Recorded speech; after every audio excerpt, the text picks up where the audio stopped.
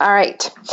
So once again, hello everybody, and welcome to week 3 of Camp Remax 2017. I just wanted to give a big shout out to all the awesome real estate professionals joining us today from around the world. My name is Amanda Ward, and I'm super excited to be celebrating Camp Remax's 5th year with you guys this year. So hope you guys enjoyed Michelle's presentation last week on lead generation. We learned some really great ways to respond to leads and really sort of set that stage for lead gen. So with some really great stuff was shared there. Now, if it is your first time joining us, the purpose of this summer series is to help you really prepare your business for the fall market while having some good old-fashioned summer camp fun at the same time. And as always, you can be sure to follow along with us on social media as well. We can be found on Twitter and Instagram using the hashtag CampRemax. And we can also be found on Facebook at our Facebook page, which is facebook.com/CampRemax. So again, don't be shy. Feel free to chat with us, with your fellow campers, share your thoughts. We love hearing from you guys, and we love that social interaction that we get from you. So pretty awesome stuff. All right. Again, it's already hard to believe we're in week 3 of camp for 2017. The summer always flies by. But each week we focus on an area of your business that you can probably stand to grow or improve, as always. And so we also record each session and we post them on the Facebook page. So again, facebook.com/campremax. This way, if you missed a week, whether you missed week 1 or week 2 so far, you can be sure to check out our Facebook page to view the recordings from those weeks. Again, this year so far, we've already talked about business planning in week 1. We did lead generation last week, and that brings us to week 3. And this week, our theme is a little bit of time management. So, our word for this week is paddle. Again, as real estate agents and brokers, we are self-employed independent contractors. And as such, effective use of our time is really critical to our financial success. Now, some of the most successful people in this business have a routine, usually in the morning, where they take the time to review sort of their situation for the day. They want to look at what they have on their to-do list. They want to plan their activities for the day. And yet, the majority of the realtors that I speak with on a daily basis still seriously struggle when it comes to time management and achieving that, that work-life balance that we all really badly want. So in today's session, what we're going to do is look at how to prioritize our tasks. Then we're going to look at how to implement some systems, how to block your time, and of course, we're going to look at some tools at the end to make this all a little bit easier for you. Jim Rohn, I think, said it best when he said, time is more valuable than money. You can get more money, but you cannot get more time. We are all given the same 24 hours in a day. But have you ever noticed that some agents are just able to get way more done and how they have more free time for their family and friends, and yet they still tend to make a bit more money? There is a reason for that. Again, like any new habit, time management is often easier said than done. But when you take the time to write out a schedule, it will give you a roadmap to your work-life balance success that we're all really sort of craving and looking for. Do you guys sometimes feel like this is you all day long, just paddling as hard as you can to keep your head above water? You feel like you have a million things to do and never enough time to do them all. Now, this is particularly true just coming out of this busy spring market that we've all experienced, and it's not uncommon at all. Being a realtor really requires you to handle a huge list of daily tasks, from showing homes to returning calls and emails, and then from negotiating offers to keeping in touch with past clients. All of this can really sometimes feel like it's very overwhelming. The problem is, if you get too busy and some of these tasks start slipping through the cracks, all of a sudden you realize you forgot something really important and you have an upset client on your hands, or you haven't followed up with someone in a year and you wonder why they've got their property on the market with someone else. So these are the situations that none of us really ever want to find ourselves in. Now, unfortunately, learning how to actually run an effective business and manage our time effectively is not something that we learn in our licensing classes. So what do you do when you start feeling really, really busy and overwhelmed all the time?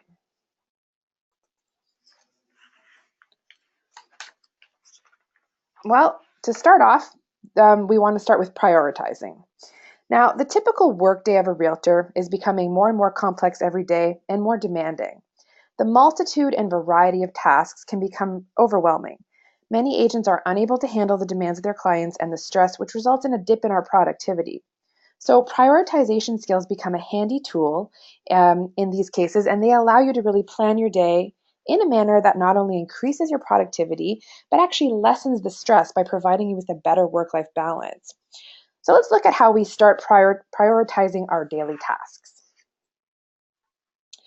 Dwight Eisenhower was the 34th president of the United States. He served 2 terms from 1953 to 1961, and he arguably lived one of the most productive lives that you can imagine. His methods for time management, task management, and productivity have been studied by a lot of people. His most famous productivity strategy, though, is known as the Eisenhower box, and it's a simple decision-making tool that you can use. So Eisenhower's strategy for taking action and organizing your tasks is really simple. You can see it on the screen here. But using this decision matrix, you will be able to separate your actions based on 4 possibilities. Urgent and important, so these are the tasks that you will do immediately. Important but not urgent, tasks that you will schedule to do later.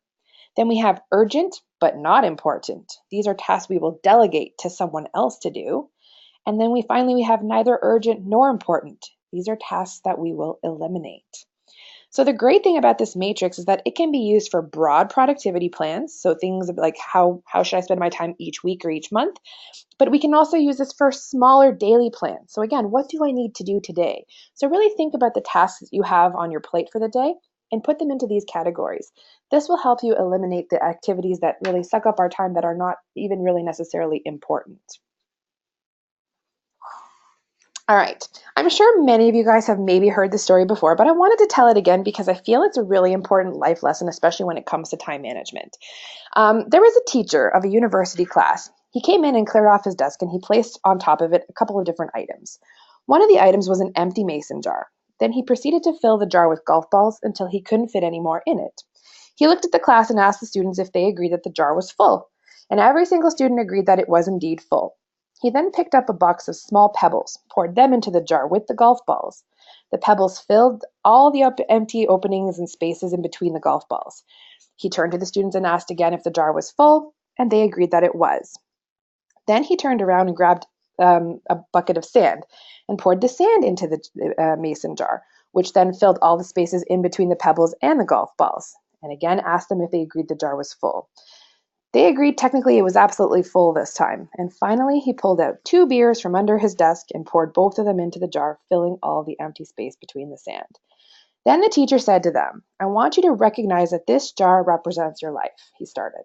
"The golf balls represent the important things, so your family, your children, your health, your friends, and your passions. And if everything else was lost and only they remained, your life would still be full. The pebbles represent the other things in life that matter, so your job, your house, your car. The sand, that is everything else, so the small stuff.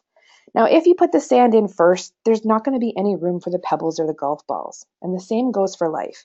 If you spend all of your time and your energy on the small stuff, you will never have room for the things that are most important. So pay attention to the important things in your life.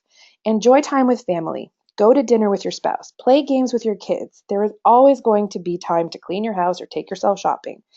Take care of the golf balls first, the things that really, really matter, and the rest is just sand." And then it was pretty funny because then before the students left, one shouted, "But you never mentioned what the beer represents." And the professor smiled and said, "I'm glad you asked. The beer just shows you that no matter how full your life may seem, there's always room to have a beer with a friend." I absolutely love this story, and I think it's a great metaphor to live by. It's one that I try to remember in my life, so I just wanted to share that with you guys because I think it's important when we're talking about time management to remember to focus on the important things first. All right, step number 2 is to have some systems. So we're going to look at how having systems and leveraging technology can really help you streamline your time management. So let's look at these systems of an implementation and how they can really be a game changer in your business. All right, another metaphor for you guys. If you take a look at one of the greatest American entrepreneurs, Henry Ford, he didn't necessarily build his fortune by building better cars than his competitors. Fords are quality cars, but they aren't markedly better than any of the competitors. So why did Ford make such a fortune? He developed a better system for manufacturing cars with the introduction of the assembly line. So it brought costs down and allowed him to build more cars. So busy people, they try to make better cars. Productive people, they develop a better system for making cars. When you find yourself being really busy, you need to think about the assembly line. So how can you introduce an assembly line type of system into your business that's going to allow you to be more productive while still maintaining the quality of service that your clients deserve? So to build systems within your business, there should be a process for pretty much every aspect of your business. These processes should be written down, and having them in the form of a checklist can be particularly helpful. Now, one of the great benefits of having a written process is that if you hire an assistant or decide to grow a team at some point, these become super handy when teaching them the processes of your business and helping keep those people accountable. So let's look at a couple of the basic ones. First up, we have a lead conversion process. So when you get a lead, what happens to it? Does it get a phone call right away, or perhaps an auto response goes out?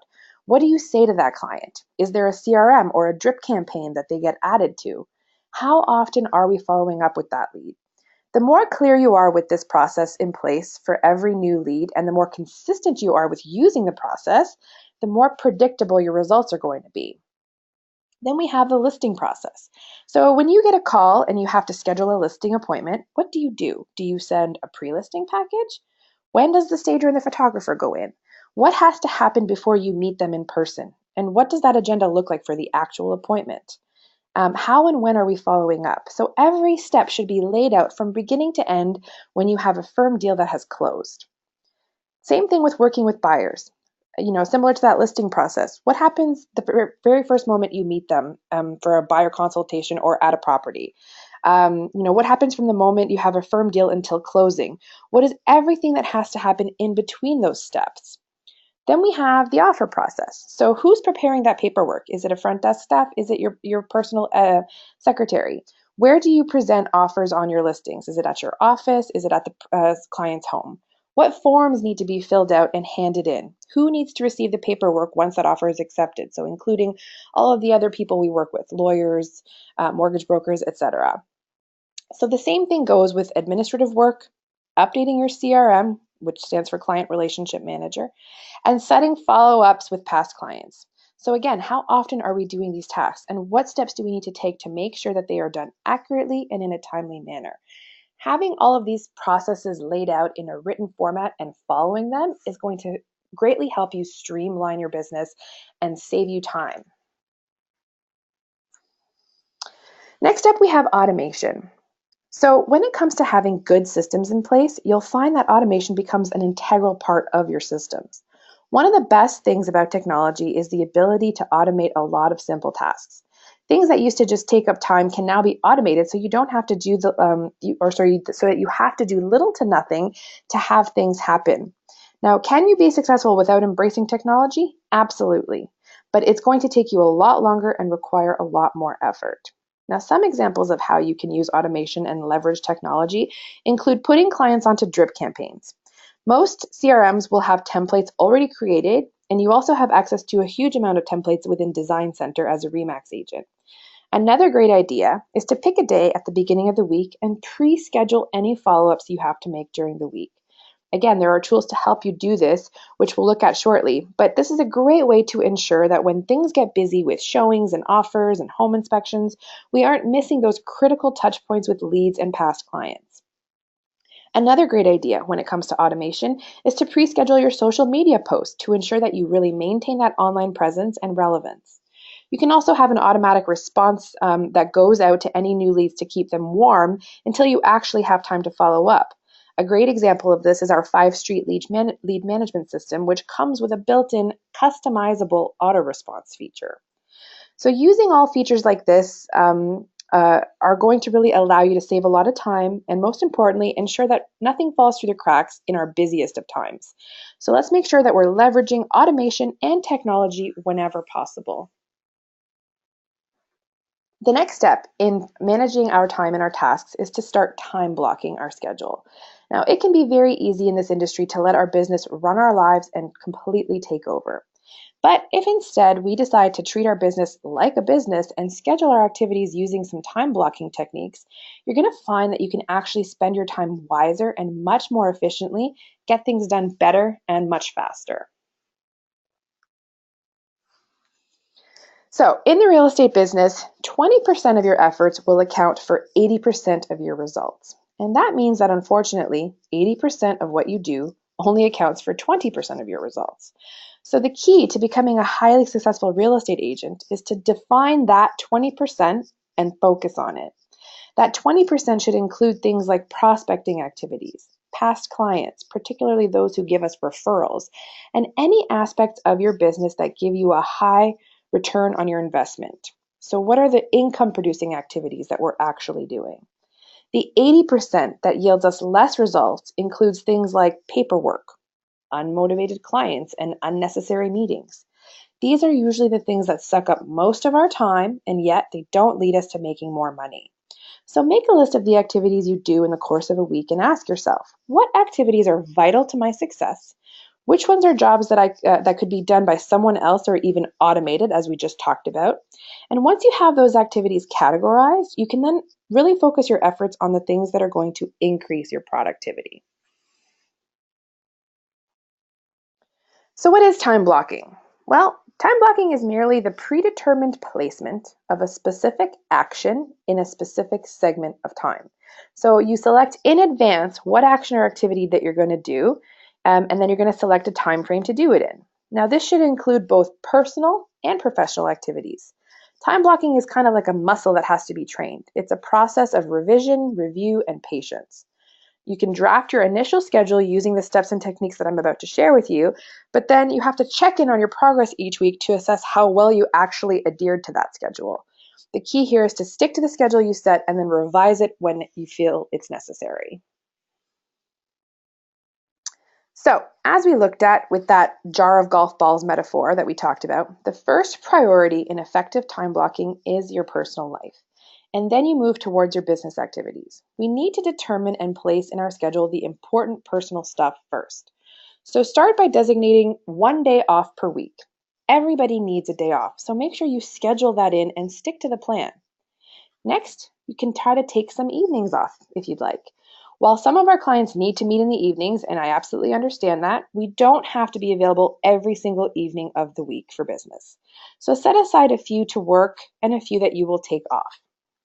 Then we schedule routine activities in. So do you have family dinners a few nights per week that you want to attend? Do you have a weekly date night with your significant other? Maybe the kids' basketball games are on a particular night. Don't assume that you can make these things unless you block them out in your calendar. Now, after you've figured out your personal life, with regards to your schedule anyways, establish your work priorities. So these are actions and activities that create new business. Again, that 20% that we were just talking about. If you want to raise your production and income, you should spend a minimum of 12 hours a week on these kinds of activities. So to effectively time block, those hours must be placed in the schedule after your personal life priorities. It's also important to allocate administration time. So to be effective, we have to block time for the admin stuff that we have to do on a daily basis. Trying to eliminate all admin time is absolutely impossible. The key is blocking off a segment of time to actually do it, potentially an hour a day. So admin time should be allocated during a time of the day when your energy level is lower, as it requires less energy, focus, and intensity. So move it where the value aligns sort of with your energy. And then finally, insert a time that I call flex time. So this flexibility time should be placed in your schedule every couple of hours for about 30 minutes. This is going to enable you to handle an emergency or a challenge without adjusting your entire schedule. I frequently talk with practitioners who try to time block their schedule so tightly that the odds of actually staying on task or on schedule are basically nil. You have to give yourself a pre-planned opportunity to divert off track and then get back on schedule if need be. So now that we've learned how to prioritize, we've introduced some systems, and we've talked a little bit about how important time blocking is, let's look at some tools to pull this all together and make time management a little bit easier. By leveraging some of these tools, you're going to save a ton of time, and remember, time is money. All right, first up, let's talk about CRMs. I've mentioned these a couple of times in the session so far.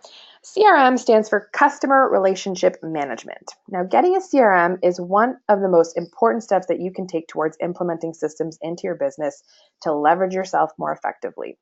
With a CRM, you can lay out the systems that you want established in your business, and it will help you stay on top of all of it. People will spend a ton of money on lead generation, and then typically they balk at spending any money on something like a CRM. But I know many of the top salespeople believe that the best investment is a good CRM to help you manage your business. I actually just saw a post on Facebook this morning that related to that. And they said, if you could go back in time and give yourself a piece of advice, what would it be? And I had one agent who commented and said, 1 is get a CRM, and 2 is put everybody that you know into that CRM. Do that and the rest will follow. So there's lots of opportunities there. But another great part about a CRM is that as your business grows, it allows you to sort of categorize your clients and keep detailed notes about each one. Now, this allows you to really customize and personalize your follow-ups, which in turn should really help your conversion rates. So again, there's tons of options available out there, and these are just a few examples on the screen of some of the great ones for real estate. The key, though, really is to just have one and actually use it consistently. I usually recommend selecting a few and watching some YouTube videos that highlight the functions of each one of these, and then pick the one that you feel is best going to suit your needs. That's a kind of good way to get to know some of the different systems. So when you're looking to try to decide on the right CRM for your business, what should you look for? And there's a few things we want to take a look at here.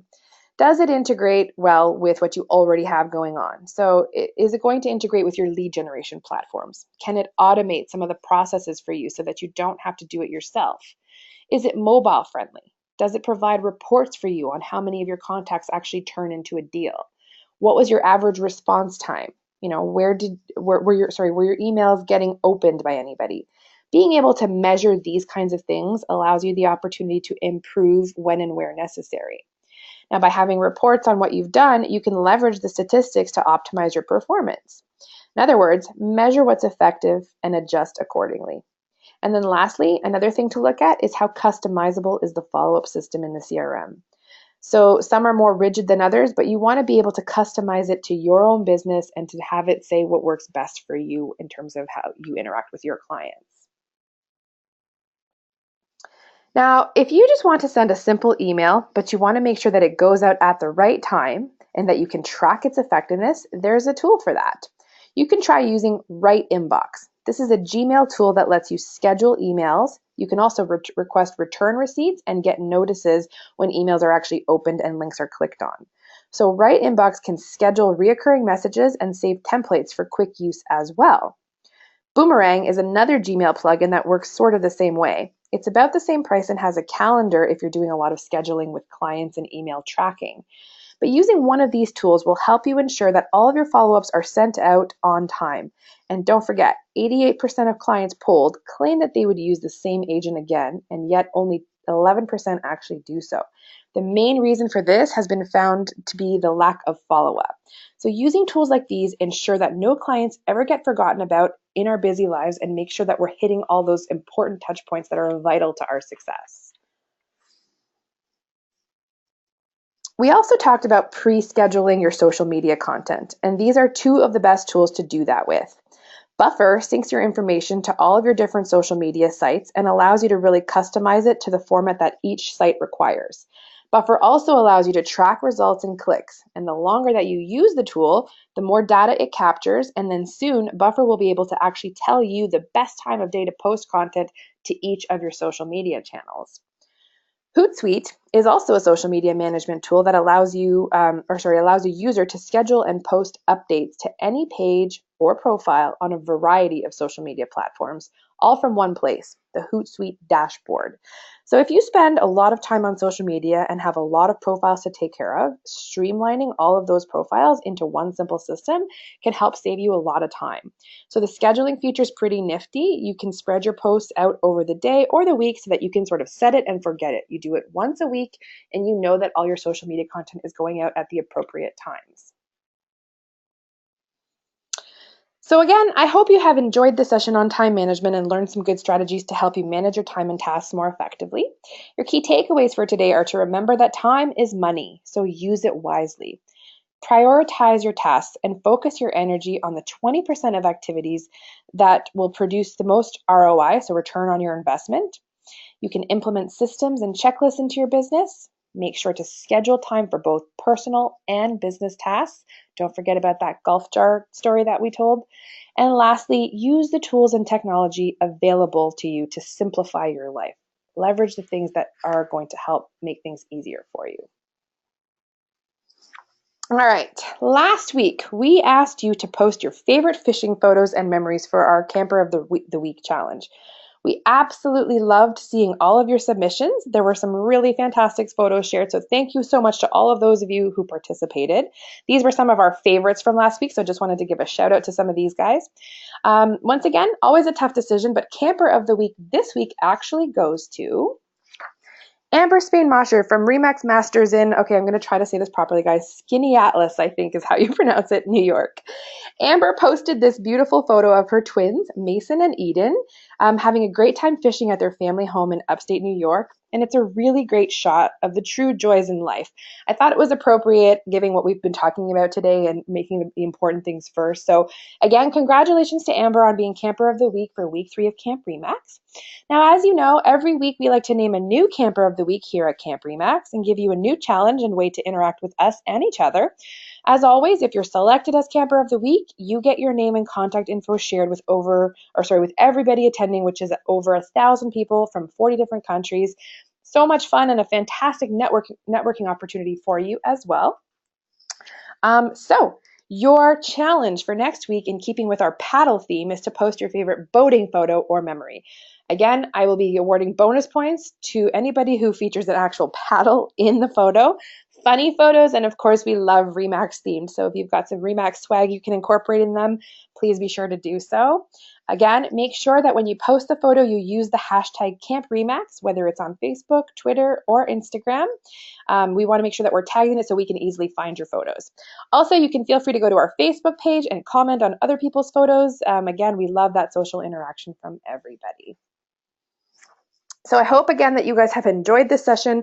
We look so forward to seeing you again next week, same time, same place. And our word for next week is bug bites. Andrea Heil is going to be talking to you guys about building relationships with marketing. So it's going to be another fantastic session.